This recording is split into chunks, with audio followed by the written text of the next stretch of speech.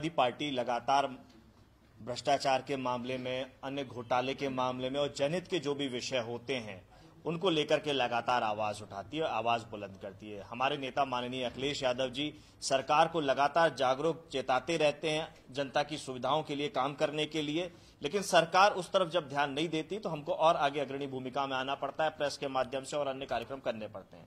आज आपको बुलाने के पीछे जो उद्देश्य था, उसका पहला उद्देश्य ये था कि एक तरफ भारतीय जनता पार्टी की केंद्र की सरकार, जिसमें प्रधानमंत्री नरेंद्र मोदी जी देश विदेश दुनिया भर में घूम करके इन्वेस्टर्स की बात कर रहे हैं, तमाम इन्वेस्टर्स को आकर्षित करने की बात कर रहे हैं, विदेशियों को आकर्षित करने की बात कर रहे हैं कि देश में बहुत अच्छा माहौल है, बहुत अच्छा हमने एक माहौल तैयार किया है व्यापार के लिए, नागरिकों के लिए। वहीं दूसरी तरफ हमारे राज्य सरकार के प्रमुख मोहन यादव जी भी जापान जा रहे हैं, अन्य विदेश यात्रा कर रहे हैं कि आइए मध्य प्रदेश में आकर के इन्वेस्ट कीजिए, मध्य प्रदेश में आकर के व्यापार कीजिए। लेकिन स्थिति क्या है? जो हमारे स्वदेशी हैं, जो यहाँ स्वदेश में रह करके जो हमारे यहाँ पे व्यापार कर रहे हैं, जिनके लिए योजना चलाने की बात की, skill India, make in India, एक शहर एक प्रोडक्ट, तमाम योजनाएं जो चलाई गई, उनको कौन संभालेगा? महंगी बिजली, महंगे टैक्स, महंगी व्यवस्था, उसके ऊपर सबसे बड़ा भ्रष्टाचार, इन सबसे मुक्ति कौन दिलाएगा? तो लगातार हमारे देश के, हमारे प्रदेश के व्यापारियों को लगातार अलग अलग तरीके से प्रताड़ित करने का काम सरकारें कर रही हैं, चाहे वो जीएसटी का माध्यम हो, नोटबंदी का माध्यम, बहुत सारे उदाहरण हैं उसके। हमने देखा मध्य प्रदेश की राजधानी में उद्योग लगाने के लिए जगह दी गई, लेकिन उद्योग लगे क्या? वो उद्योग लगाने वाली जगह खाली है। उन उद्योगों में लगा तो क्या लगा? नशे का व्यापार, और जिसकी राज्य सरकार को कोई खबर नहीं। दूसरे राज्य की पुलिस आती है, दूसरे राज्य के लोग आते हैं, उनकी धरपकड़ करते हैं। तो हमारे यहां नशे का कारोबार फल फूल रहा है, शराब की दुकानें फल फूल रही हैं, लेकिन जो आम जनता से जुड़ी चीजें हैं, जो बातें भारतीय जनता पार्टी की केंद्र की सरकार करती है, make in India, made in India, skill India, दुनिया भर की जो बातें करती है, उसको धरातल पे आगे बढ़ाने का क्या काम? कागजों में और बातों में बहुत अच्छा लग रहा है, सुनने में बहुत अच्छा लग रहा है, लेकिन धरातल पे यही दिखता है कि लगातार व्यापार ध्वस्त हो रहे हैं, व्यापारियों की हालत दिन प्रतिदिन खराब हो रही है। इसकी जिम्मेदारी कौन लेगा? वो देश की सरकार, मोदी सरकार और उनके सहयोगियों से संबंधित है। किस तरह से सत्ता का दुरुपयोग कर रहे हैं, किस तरीके से सरकारी मशीनरी का दुरुपयोग कर रहे हैं।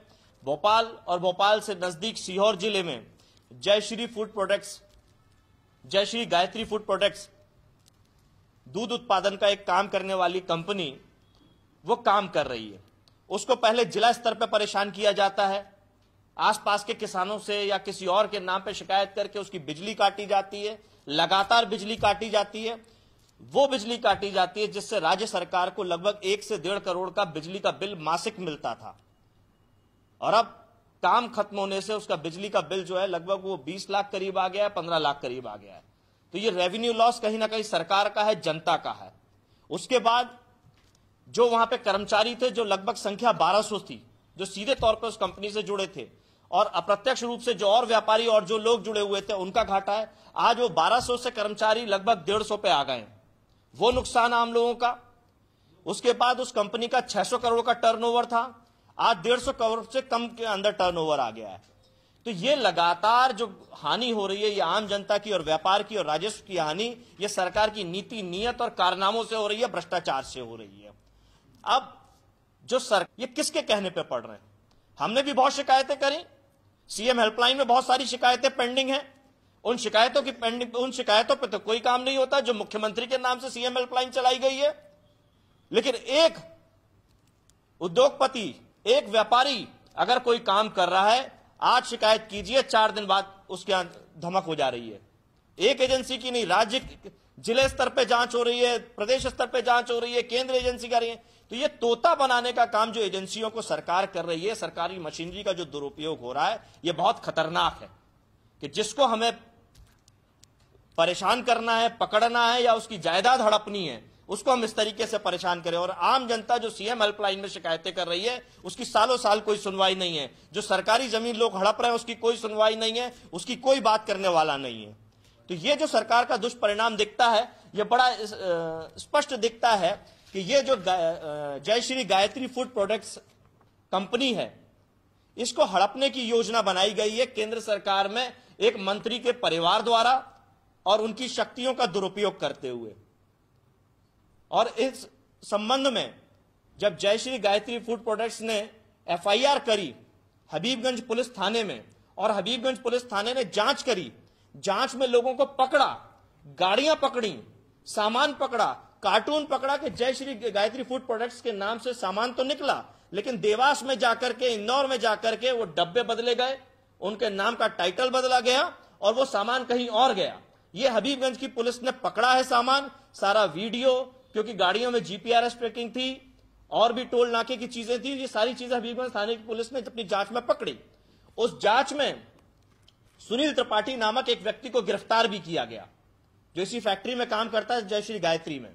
उसने बताया कि किस तरीके से चंद्र प्रकाश पांडे इन सारे कागजों का दुरुपयोग कर रहा था, जिसको पूरी कंपनी का जिम्मेदारी दी गई थी सारा काम देखरेख करने की, वो किस तरीके से दुरुपयोग कर रहा था।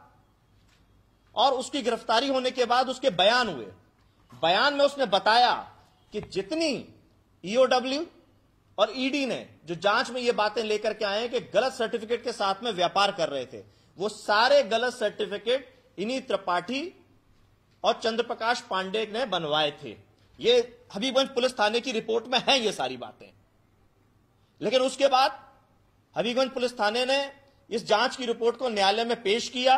न्यायालय में पेश करने के बाद भी हमारी राज्य सरकार ने हबीबगंज थाने से यह जांच लेकर के भोपाल क्राइम ब्रांच को दे दी और भोपाल क्राइम ब्रांच ने जांच करके चंद्रप्रकाश पांडे को बचाया और चंद्रप्रकाश पांडे को बचाते हुए एक नई चार्जशीट जमा करी कोर्ट में, जिसको न्यायालय ने यह कहा कि अभी अधूरी है यह जांच, लताड़ लगाई और दोबारा जांच करने की बात की। लेकिन क्राइम ब्रांच ने सारी जांच को खत्म करने की बात कह के बात को खत्म कर दिया। डायरेक्टर एमडी किशन मोदी ने कोर्ट में अपील की हुई है कि यह जांच दोबारा की जाए। ये जो सारी बातें हैं, लैब में सारी चीज जांच हो चुकी है, जिन लोगों ने गड़बड़ी करी थी उनको गिरफ्तार नहीं करके उनको बचाने का काम किया जा रहा है। और ईओडब्ल्यू और ईडी के माध्यम से अब वही बात दोबारा की जा रही है जिस पे हबीबगंज पुलिस थाने ने दूसरों को दोषी पाया गया। तो यह दिखता है कि समन्वय एजेंसीज के बीच में है या नहीं है, लेकिन सत्ताधारी दल का, मशीनरी का दुरुपयोग हो रहा है। और यह क्यों हो रहा है?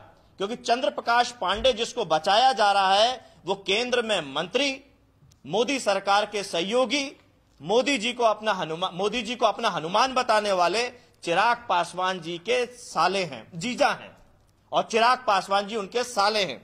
चिराग पासवान जी की पार्टी ने कल एक प्रेस विज्ञप्ति जारी करके इस पूरी घटना से संबंध न होना बताया, लेकिन वास्तविकता यह है कि ये चंद्रप्रकाश पांडे हैं, ये 15 जनवरी 2023 का ट्वीट है जो लोक जनशक्ति पार्टी ने किया है, जिसमें चिराग पासवान जी चंद्रप्रकाश पांडे के यहां जाने, वेद प्रकाश पांडे के यहां जाने अपनी माता जी के साथ में गए हैं और लिखा है उसमें कि अपने जीजा के यहां गए। और चंद्रप्रकाश पांडे का भाई वेद प्रकाश पांडे युवा अध्यक्ष है इनकी पार्टी का। तो ये दिख रहा सीधे संबंध है लोक जनशक्ति पार्टी से, चिराग पासवान से रिश्ते हैं जीजा के, और उसी सत्ता की मशीनरी का और सत्ता का दुरुपयोग किया जा रहा है।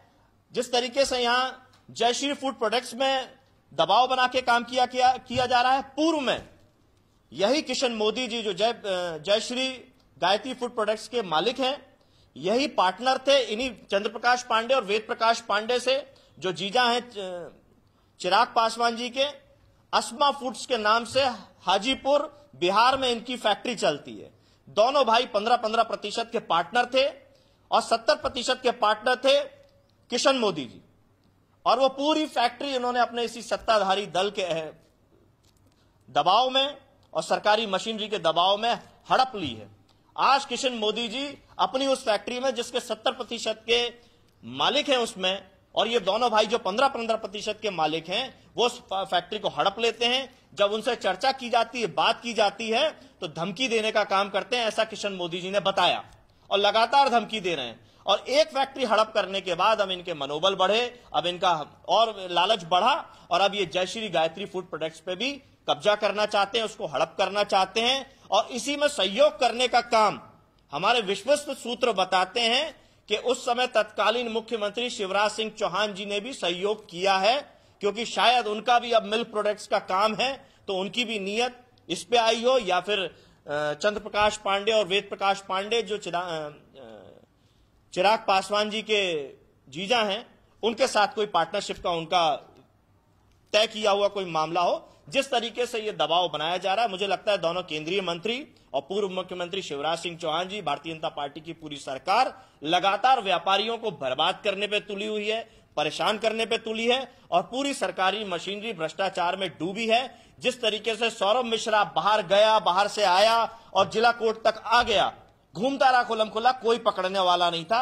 ये लगातार भ्रष्टाचार की कहानी खोलते हैं। स्वयं मोदी जी मध्य प्रदेश आते हैं, उज्जैन का जिक्र करते हैं, एक चपरासी के लाखों रुपए भ्रष्टाचार के पकड़े जाते हैं। तो ये भ्रष्टाचार की बात न केंद्र सरकार से छुपी है, न राज्य सरकार से छुपी है। अब इसको आगे बढ़ाने का काम दोनों सरकारें कर रही हैं और जनता इससे सीधे तौर पे प्रभावित हो रही है, और इनके शुभचिंतक, इनसे जुड़े हुए लोग लाभान्वित हो रहे हैं। जो इनसे नहीं जुड़ा है वो बर्बाद हो रहा है और बर्बाद करने का काम कर रहे हैं। आपने देखा जयश्री गायत्री फूड प्रोडक्ट्स के